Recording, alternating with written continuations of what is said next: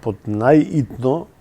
треба да се формира фондот за медиуми кој што ќе се грижи и ќе им помага на медиумите.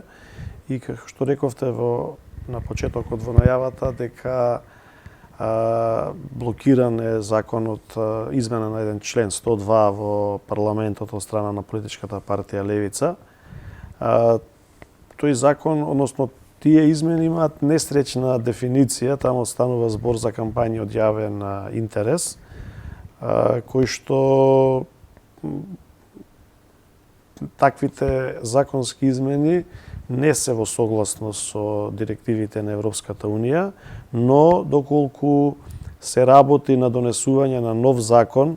кој што ќе се однесува на субвенционирање на медиумите, такво нешто е дозволено и тоа се случува во земјите од Европска. Субвенционирање на медиумски продукти, да бидеме јасни. Да, значи во такова насока тоа не е забрането во Европската Унија и медиумите во Европската Унија се субвенционирани,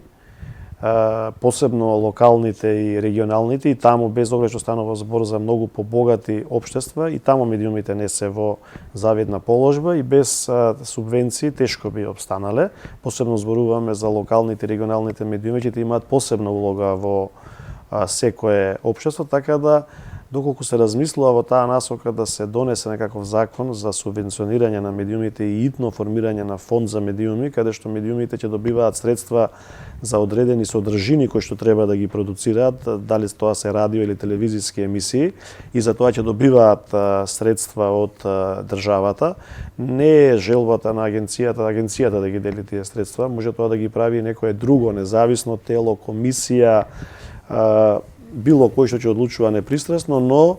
буквално е крајно време да се преземат мерки, бидејќи ќе се доведеме во ситуација на крај можеби ќе се формира фондот за медиуми, но ќе нема на кого да му помага.